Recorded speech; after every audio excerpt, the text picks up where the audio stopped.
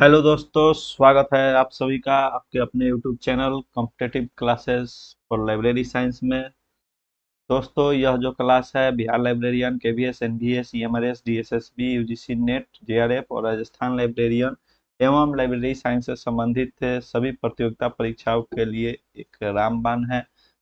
दोस्तों, इस क्लास में दोस्तों आप सभी मेरे टेलीग्राम चैनल से जुड़ सकते हैं। ऊपर दिए हुए क्यूआर कोड के माध्यम से आप इसे स्कैन पर या डिस्क्रिप्शन में दिए हुए लिंक के माध्यम से आप हमारे टेलीग्राम चैनल से जुड़ सकते हैं और नीचे दिए हुए क्यूआर कोड के माध्यम से आप हमारे WhatsApp channel competitive classes for library science में जुड़ सकते हैं, जहां आपको क्लास की इंफॉर्मेशन, उसकी पीडीएफ एवं जो भी नई वैकेंसी जो कि लाइब्रेरी साइंस से संबंधित हो उसकी डिटेल्स आपको तुरंत उपलब्ध कराई जाती है। और जैसा कि आप स्क्रीन पे देख सकते हैं कि पहले है डेवलपमेंट ऑफ लाइब्रेरी। तो डेवलपमेंट ऑफ लाइब्रेरी में हम लोग पढ़ेंगे कि पुस्तकालय का विकास किस प्रकार से हुआ और कैसे हुआ। तो यहाँ पे सर्वप्रथम शुरू हम लोग करते हैं। तो जो औपचारिक पुस्तकालय विज्ञान की शिक्षा की जो शुरुआत हुई थी वह 1887 ईस्वी में हुई थी। इसे आप सभी याद रखेंगे कीवर्ड्स के रूप में।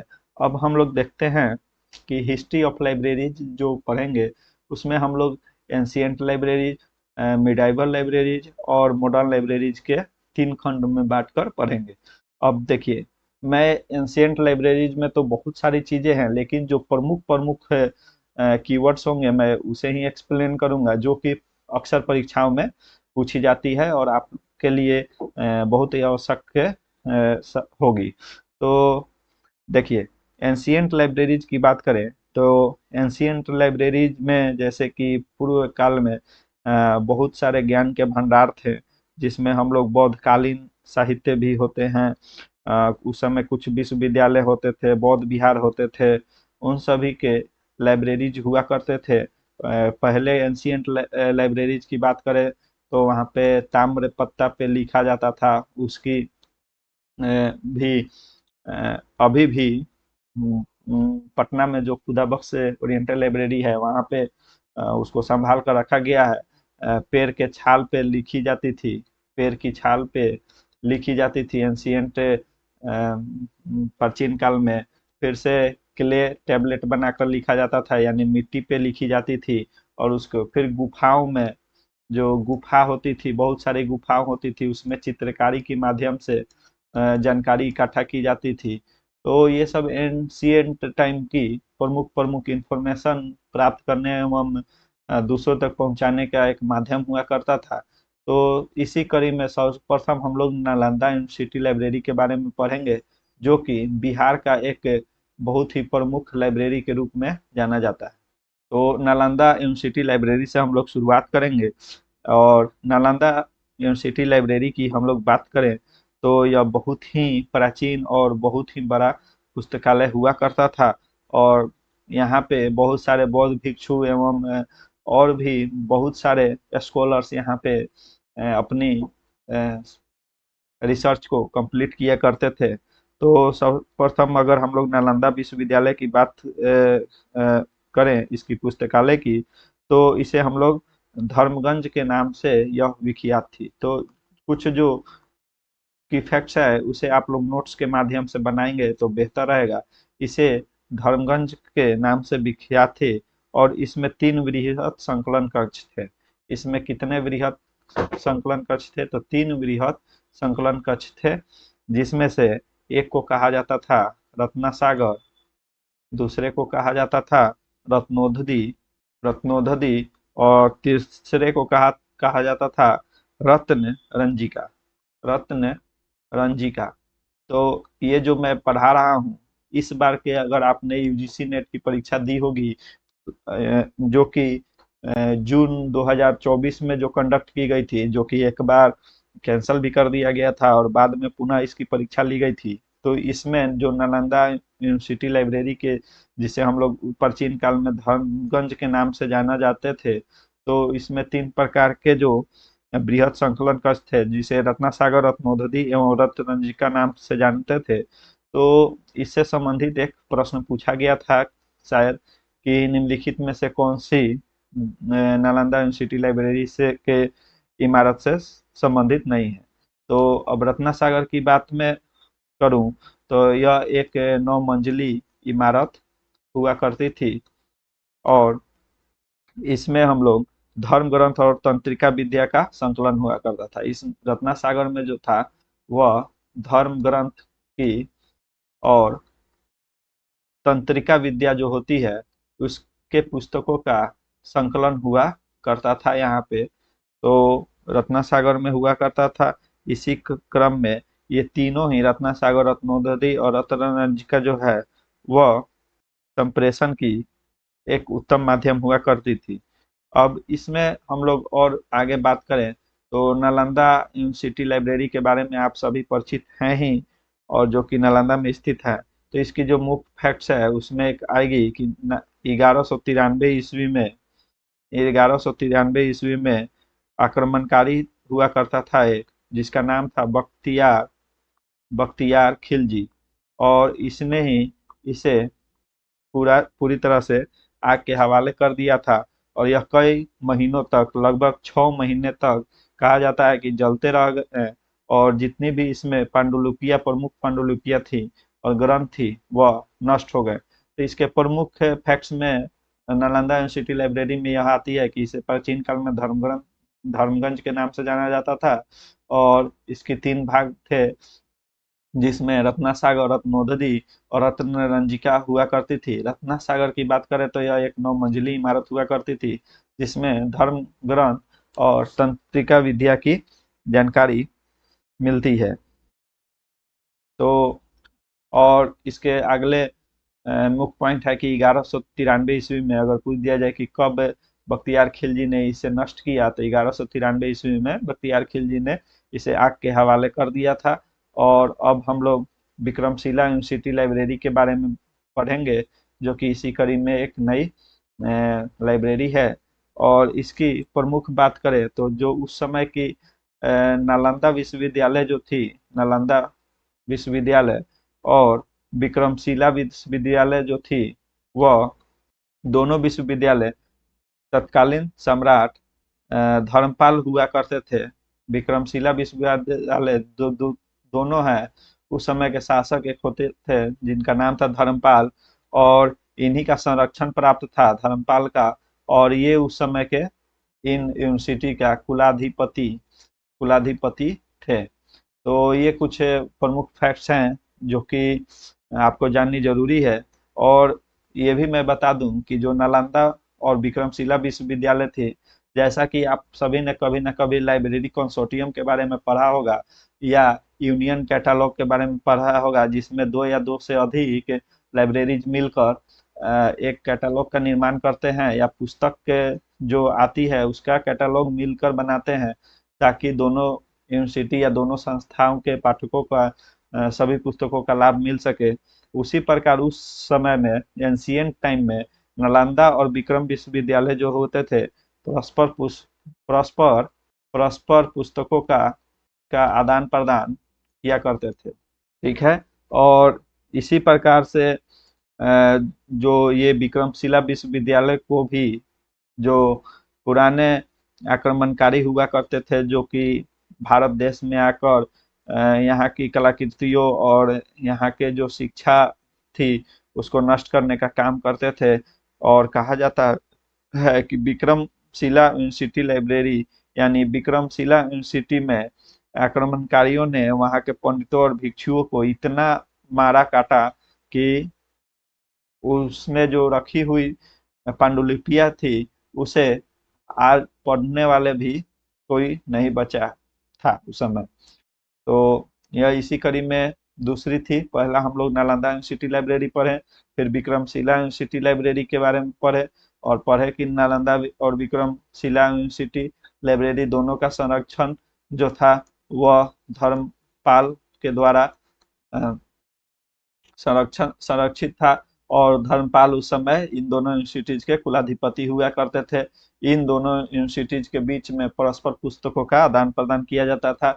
यहाँ भी आक्रमणकारियों ने कत्लेआम किया और वहां पे पढ़ने वाले पंडितों और बौद्ध भिक्षुओं को मौत के घाट उतार दिया था। अब हम लोग एंशियंट लाइब्रेरीज के बारे में पढ़े अभी। अब हम लोग कुछ मिडाइवल लाइब्रेरीज के बारे में पढ़ेंगे। तो मिडाइवल लाइब्रेरीज के बारे में हम लोग बात करें तो सर्वप्रथम उस समय जो मिडाइवल लाइब्रेरीज में जो मुगल बादशाह हुआ करते थे, क्योंकि मिडाइवल हिस्ट्री आप देखेंगे, अगर आपने हिस्ट्री में पढ़ा होगा तो उस समय मिडाइवल टाइम में जो इंडिया का था, उस समय मुगल शासकों का अ, बोलबाला हुआ करता था, उन्हीं का शासन चलता था। तो मुगल बादशाह जो होते थे वह चित्रकारी के बहुत शौक रखते थे, और वे लोग जो होते थे कैलीग्राफी का बहुत शौक रखते थे, जिसे हम लोग खुशनवीसी कहते हैं। कैलीग्राफी का बहुत ही शौक रखा करते थे मुगल बादशाह लोग, और इसी के लिए उन्होंने मुगल दरबार में कैलीग्राफिस्ट को रखे करते थे, जो कि सुंदर सुंदर पांडुलिपियां और सुंदर सुंदर पांडुलिपियों को बनाते थे। कैलीग्राफिस्ट जो होते हैं वह पांडुलिपि का निर्माण करते हैं, और ये उस समय मिडाइवल टाइम में पांडुलिपि का निर्माण किया करते थे। और मुगल सम्राट जो हुआ करते थे उसे इन सभी पांडुलिपियों को शाही पुस्तकालय में स्थान देते थे। एक पुस्तकालय का निर्माण करते थे जिसे शाही पुस्तकालय कहा जाता था, वहीं पे पांडुलिपियों का संग्रहण किया जाता था। और सर्वप्रथम अगर हम बात करें तो मिडाइवल हिस्ट्री में मुगल शासकों ने ही इंपीरियल लाइब्रेरी का निर्माण किया था। इंपीरियल लाइब्रेरी का जो है वह निर्माण किया था, जिसमें लगभग 25,000 से अधिक पुस्तक रखी गई थी। और मिडाइवल हिस्ट्री में अगर अकबर की बात करें तो अकबर ने अपनी जो पुस्तकालय होती थी वहाँ पे गद्य, पद्य और एवं हिंदी साहित्य एवं फारसी एवं ग्रीक, इस प्रकार की अ, पुस्तकों का संग्रहण करते थे। वहीं हम लोग बात करें तो एक नवाब हुआ करते थे जिनका नाम था, ये तो अकबर की बात हुई। अगला बात करें तो दूसरे शासक हुआ करते थे रुहिल्ला नवाब का पुस्तकालय हुआ करता था, जिसे हम लोग रुहिल्ला नवाब का पुस्तकालय हुआ करता था। इसमें मदरसा, मस्जिद और आदि सार्वजनिक की स्थापना किया गया था। ये जो मदरसा हुआ करता था उसमें इस पुस्तकालय का निर्माण किया जाता था दोस्तों। उसके बाद हम लोग बात करें तो सबसे जो महत्वपूर्ण हो जाएगा वह नवाब असफ उद्दौला हो जाएगा। एक नवाब हुआ करते थे जिनका नाम था नवाब असफ उद्दौला। नवाब उसदौला जो होते थे ये भी बहुत ही बड़े कला प्रेमी थे, और इन्होंने रॉयल लाइब्रेरी की स्थापना की थी। रॉयल लाइब्रेरी की स्थापना की थी। ये कुछ महत्वपूर्ण फैक्ट्स हैं जिसे आप लोग याद करेंगे, जहाँ पे 10,000 20,000 से अधिक कृतियां थी। उसके बाद अगर बात करें तो इसमें जो सबसे इम्पोर्टेंट है, जो कि आपके लिए बहुत ही महत्वपूर्ण है, तो वह है रामपुर पुस्तकालय। रामपुर पुस्तकालय जो कि अभी भी यूपी में स्थित है।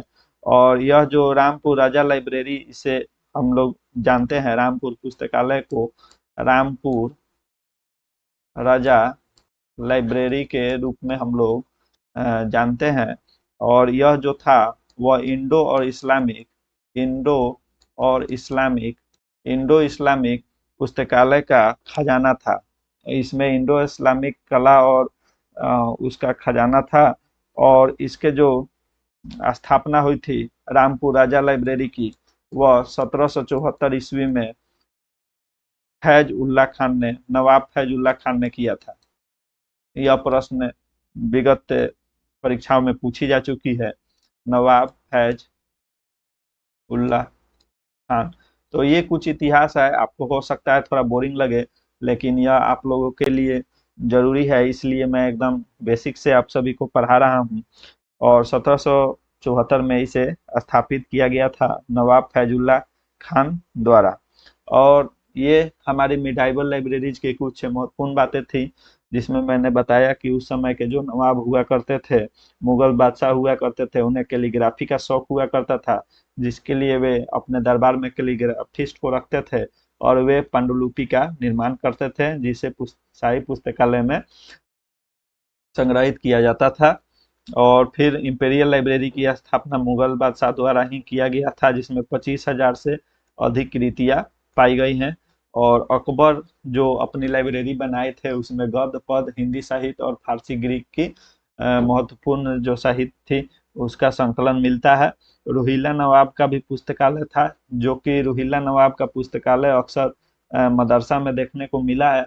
और नवाब असफ उद्दौला ने रॉयल लाइब्रेरी की स्थापना की थी। वहीं रामपुर पुस्तकालय, जिसे हम लोग रामपुर राजा लाइब्रेरी के नाम से जानते हैं, उसमें इंडो इस्लामिक जो कला है और उसके जो साहित्य हैं उसका इंडो इस्लामिक साहित्य का खजाना यहाँ मिलता है। और 1774 ईस्वी में नवाब फैजुल्ला खान ने रामपुर राजा लाइब्रेरी की स्थापना की थी। तो ये कुछ महत्वपूर्ण फैक्ट्स थी। अब आगे हम लोग कुछ पढ़ेंगे, जैसे कि मॉडर्न लाइब्रेरी डेवलपमेंट कैसे हुआ। तो मॉडर्न लाइब्रेरी डेवलपमेंट की बात करें तो इसमें सर्वप्रथम जो नाम आता है वह है सियाजी राव गायकवाड़, जिसे इनके नाम आप लोगों ने कहीं ना कहीं पढ़ा ही होगा, क्योंकि आप लोग बिलिस किए होंगे या इंग्लिश किए होंगे तो ये चीजें आपको पढ़ने को मिली ही होगी। सियाजी राव गायकवाड़ तृतीय के बारे में पढ़ेंगे, जो कि मॉडर्न लाइब्रेरी के डेवलपमेंट करने में इनका बहुत बड़ा हाथ था। और इन्होंने 1910 ईस्वी में, इसके महत्वपूर्ण फैक्ट्स में याद रखेंगे कि इन्होंने 1910 ईस्वी में सार्वजनिक पुस्तकालय का आंदोलन का शुरुआत किया था। अगर आपसे पूछे कि पुस्तकालय आंदोलन की शुरुआत कब किया गया था, पुस्तकालय आंदोलन की शुरुआत तो ये 1910 ईस्वी में 10 ईस्वी में सियाजी राव गायकवाड़ तृतीय ने किए थे। और ये आधुनिक पुस्तकालय पढ़ने के विकास में इनका बहुत ही बड़ा श्रेय जाता है। और अगर पूछ लिया जाए आपसे कि पुस्तकालय विभाग की स्थापना इन्होंने ही किया था, सियाजी राव गायकवाड़ ने। और पुस्तकालय के विकास के लिए उन्होंने पुस्तकालय में शिक्षा को जरूरी समझा, पुस्तकालय शिक्षा को जरूरी समझा। और इसीलिए इन्होंने मेलविल डेवी के बारे में आप लोग पढ़े होंगे बखूबी। तो जो मेलविल डेवी थे उनके शिष्य हुआ करते थे, शिष्य थे W A Borden. W A W A Borden थे। और इन्हें ही प्रथम पुस्तकालय निदेशक, इन्होंने सियाजी राव गायकवाड़ ने प्रथम पुस्तकालय निदेशक नियुक्त किए थे। और इसमें और बात करें तो ये सियाजी राव गायकवाड़ तृतीय के बारे में कुछ महत्वपूर्ण बातें थी, जिसमें हम लोगों ने पढ़ा कि 1910 ईस्वी में उन्होंने पुस्तकालय आंदोलन की शुरुआत की ताकि पुस्तकालय का विकास हो के। और इन्होंने समझा कि पुस्तकालय की शिक्षा अनिवार्य होनी चाहिए ताकि पुस्तकालय का डेवलपमेंट हो। तो इन्होंने मेलविल डेवी, जो कि उनके शिष्य थे डब्ल्यू ए बोर्डन, उन्हें सर्वप्रथम पुस्तकालय निदेशक घोषित किए थे। उसी प्रकार से अगर हम लोग अब पढ़ेंगे हिस्ट्री ऑफ लाइब्रेरी वर्ड्स, यानी लाइब्रेरी जो शब्द है उसकी हिस्ट्री के बारे में पढ़ेंगे। लाइब्रेरी जो शब्द है उसके बारे में हम लोग पढ़ेंगे। तो सर्वप्रथम लाइब्रेरी शब्द की उत्पत्ति कब हुई थी, कैसे हुई थी, इसके बारे में अगर हम लोग पढ़ेंगे तो सर्वप्रथम लाइब्रेरी शब्द की उत्पत्ति जो हुई थी, उत्पत्ति के बारे में हम लोग पढ़ेंगे लाइब्रेरी शब्द की। तो सर्वप्रथम यह उत्पत्ति जो हुई थी वह लाइबर, जो कि एक लैटिन शब्द है, इससे उत्पत्ति हुई थी लाइब्रेरी शब्द की। लाइब्रेरी शब्द की जो उत्पत्ति हुई थी वह लाइबर लैटिन नामक शब्द से हुई थी। और इसे ही हम लोग फ्रेंच में अगर बात करें तो फ्रेंच में इसे हम लोग लिब्रा कहते हैं, लिब्रा के नाम से जानते हैं। और इसी कड़ी में आगे की हम लोग बात करें तो सर्वप्रथम जो लाइब्रेरी साइंस शब्द का प्रथम प्रयोग कब हुआ था और किन्होंने किया था? लाइब्रेरी साइंस जो शब्द है इसका प्रथम प्रयोग किन्होंने और कब किया था? तो इसे आप लोग याद रखेंगे 1808 ईस्वी में मार्टिन स्टेंटिगेर थे। मार्टिन स्टेंटिगेर नामक थे। उन्होंने 1808 ईस्वी में लाइब्रेरी साइंस की जो शब्द था उसकी उत्पत्ति किए थे। और आपसे दिया जाए कि लाइब्रेरी साइंस जो शब्द है उसे एक विषय के रूप में, लाइब्रेरी साइंस शब्द का प्रयोग एक विषय के शब्द में सर्वप्रथम किन्होंने किया? तो वह लाइब्रेरी साइंस का प्रयोग एक विषय के रूप में कौन किया? तो ये थे डॉक्टर एस आर रंगनाथन। इन्होंने ही सर्वप्रथम लाइब्रेरी साइंस का प्रयोग एक विषय के रूप में किया था और यह सन 1928 ईस्वी में किए थे। तो जो लाइब्रेरी शब्द है उसके हम लोग उत्पत्ति के बारे में पढ़ रहे हैं। जहाँ तक हम लोगों ने पढ़ा कि इसकी लाइब्रेरी वर्ड की उत्पत्ति लाइबर जो कि लैटिन भाषा का एक शब्द है उससे हुई है और फ्रेंच भाषा में इसे लिब्रा कहते हैं जिसका अर्थ होता है पुस्तक। और फिर लाइब्रेरी साइंस शब्द की उत्पत्ति 1808 ईस्वी में मार्टिन स्टेंटिगेर ने किया था। और लाइब्रेरी साइंस का प्रयोग एक विषय के रूप में अगर परीक्षा में पूछी जाती है तो यह 1928 ईस्वी में डॉक्टर एस आर रंगनाथन महोदय द्वारा किया गया था। उसी प्रकार ऑक्सफोर्ड जो डिक्शनरी होती है, ऑक्सफोर्ड डिक्शनरी में अगर पूछ लिया जाए कि लाइब्रेरी साइंस शब्द को कब डाला गया था, लाइब्रेरी का प्रथम प्रयोग कब किया गया था, लाइब्रेरी का ऑक्सफोर्ड डिक्शनरी में लाइब्रेरी का प्रथम प्रयोग कब किया गया था, तो आप सभी याद रखेंगे वह 1374 ईस्वी में किया गया था। फिर अगर पूछ दिया जाए कि लाइब्रेरी का अर्थ क्या होता है हिंदी में, तो लाइब्रेरी का अर्थ होता है पुस्तकों का घर, पुस्तकों का घर। और लाइब्रेरी को अगर फ्रेंच भाषा में पूछ ली जाए कि लाइब्रेरी को फ्रेंच भाषा में क्या बोला जाता है, लाइब्रेरी जो होती है उसे फ्रेंच भाषा में क्या कहेंगे? तो इसे हम लोग बिब्लियोथेक के नाम से जाने जाते हैं। और परीक्षा में पूछ भी ली जाती है कि फ्रेंच भाषा में लाइब्रेरी को क्या कहा जाता है, तो लाइब्रेरी को जो फ्रेंच भाषा में हम लोग बिब्लियोथेक के नाम से जानते हैं। वैसे ही बिब्लियोफाइल एक फ्रेंच भाषा है। यहाँ आप लोग को मैं बता दूं, जो बिब्लियोफाइल है वह एक फ्रेंच भाषा है और इसका अर्थ होता है a lover of books, a lover of books. तो दोस्तों आशा करता हूं कि जो भी मैं फैक्ट्स आप सभी को बता रहा हूं वह आपके लिए लाभदायी होंगे। तो दोस्तों अगर अभी तक भी आपने इस चैनल को सब्सक्राइब नहीं किया है तो कृपया इस चैनल को सब्सक्राइब अवश्य कर लें। चूंकि मैं लिख कर पढ़ा रहा हूं और पूरी तरह से डिस्क्रिप्शन समझा रहा हूं तो मैं आपसे यही आग्रह करूंगा कि आप भी एक नोट्स अपने भाषा में या शॉर्ट नोट्स बनाते चले ताकि बाद में रिवीजन करने में या पढ़ने में आप लोगों को दिक्कत या तकलीफ ना हो। तो इसी कड़ी में हम लोग आगे कुछ और लाइब्रेरी साइंस से संबंधित जानकारी हासिल करेंगे जिसमें है टाइप्स ऑफ लाइब्रेरी हम लोग पढ़ेंगे। और यह फिजिकल स्ट्रक्चर यानी कि जो भौतिक संरचना होती है उसके आधार पर हम लोग पढ़ेंगे। भौतिक संरचना के आधार पर लाइब्रेरी के कितने प्रकार होते हैं तो वह हम लोग पढ़ेंगे। जिसमें अगर हम लोग बात करें टाइप्स ऑफ लाइब्रेरी की तो सर्वप्रथम प्रथम जो होती है वह कन्वेंशनल लाइब्रेरी होती है जिसे हम लोग परंपरागत लाइब्रेरी के नाम से जानते हैं, परंपरागत पुस्तकालय के नाम से जानते हैं। दूसरी जो है इसमें हम लोग पढ़ेंगे डिजिटल लाइब्रेरी, डिजिटल पुस्तकालय। थर्ड जो है हम लोग पढ़ेंगे वर्चुअल लाइब्रेरी। और फोर्थ जो है वह हो जाएगा हाइब्रिड लाइब्रेरी, हाइब्रिड लाइब्रेरी। तो दोस्तों इसमें जो परंपरागत पुस्तकालय होता है उसमें क्या होता है कि इसमें जितना भी भंडारण होता है वह मुद्रित रूप में होता है यानी कि प्रिंट रूप में होता है। और यह कन्वेंशनल पुस्तकालय का प्रमुख जो होता है वह जो पुराने पाठ्य पुस्तक होते हैं वह होते हैं। और यह मेनली इसमें आप सभी को समझना है कि यह मुद्रित रूप में जितनी भी पाठ्य सामग्री होती है उसका संकलन परंपरागत पुस्तकालय में किया जाता था।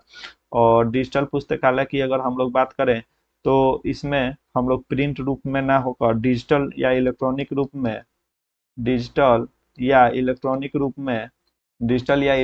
रूप में यहाँ पे आप सभी को जो भी सामग्री है, पाठ्य सामग्री है, उसका भंडारण आपको मिलेगा।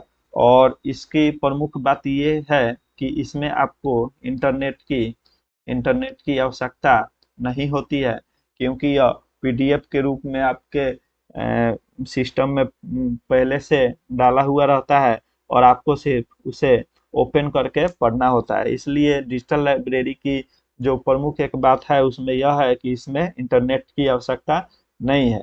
और अब हम लोग वर्चुअल लाइब्रेरी पढ़ेंगे। वर्चुअल लाइब्रेरी होता है कि आप कहीं भी कभी भी पढ़ सकते हैं, और यह किसी वेबसाइट के माध्यम से आप पढ़ते हैं, किसी भी वेबसाइट के माध्यम से पढ़ते हैं, और इसके लिए हमें इंटरनेट की आवश्यकता पड़ती है। तो अगर आपसे पूछ लिया जाए कि डिजिटल पुस्तकालय और वर्चुअल लाइब्रेरी में क्या एक प्रमुख अंतर हो सकता है, तो उसके प्रमुख अंतर में यही हो जाएगा कि डिजिटल पुस्तकालय में जो होता है वह इंटरनेट की आवश्यकता नहीं पड़ती है, क्योंकि वहाँ पे जो सामग्री होते हैं वह सीडी रोम या ड्राइव में अथवा पेन ड्राइव में या सिस्टम में पहले से फीड रहते हैं, और उसे सिर्फ यूजर्स को ओपन कर कर पढ़ना होता है।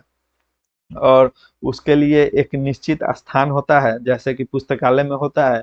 जबकि वर्चुअल लाइब्रेरी जी होती है वह एक वेबसाइट के माध्यम से आपको उसे ओपन करके और जो भी आपको आवश्यकता की चीजें हैं उसे आप पढ़ सकते हैं। जैसा कि आप लोग ई ज्ञान कोश, ईपीजी पाठशाला इत्यादि वेबसाइट के माध्यम से पढ़ते ही होंगे, और इसमें इसलिए इंटरनेट की आवश्यकता पड़ती है। और हाइब्रिड लाइब्रेरी की बात करें तो हाइब्रिड लाइब्रेरी जो होता है यह परंपरागत पुस्तकालय जो होती है और जो डिजिटल लाइब्रेरी होती है, डिजिटल जो होती है, उस दोनों का संगम होता है। यानी हाइब्रिड लाइब्रेरी में परंपरागत पुस्तकालय भी रखी गई होती है जो कि मुद्रित रूप में होती है, और डिजिटल फॉर्म में जो भी पाठ्य सामग्री है उसका भी यहाँ पे उसको भी यहाँ पे स्टोर किया जाता है और अपने यूजर्स को उपलब्ध कराया जाता है। तो यह कुछ महत्वपूर्ण लाइब्रेरी के प्रकार थे जिसमें हम लोगों ने पढ़ा कि परंपरागत लाइब्रेरी क्या होती है। तो परंपरागत लाइब्रेरी में मुख्यतः प्रिंट यानी मुद्रित स्वरूप में यहाँ पाठ्य सामग्रियाँ होती हैं, जबकि डिजिटल पुस्तकालय में उसके कंप्यूटर में फीड होते हैं, इलेक्ट्रॉनिक या डिजिटल रूप में सामग्री उपलब्ध होते हैं। जबकि वर्चुअल लाइब्रेरी में आप किसी वेबसाइट के माध्यम से अपने सिस्टम पे उसे पढ़ सकते हैं उस सामग्री को, परंतु इसके लिए आपको इंटरनेट की आवश्यकता पड़ती है। और हाइब्रिड लाइब्रेरी जो है इसमें परंपरागत और डिजिटल दोनों प्रकार की पुस्तकालय का एक संगम होता है, जिसके हम लोग हाइब्रिड लाइब्रेरी कहते हैं। तो आशा करता हूं दोस्तों कि यहाँ तक मैंने जितने भी चीज़ें आप सभी को बताई हैं वे आप सभी को अच्छी लगी होंगी।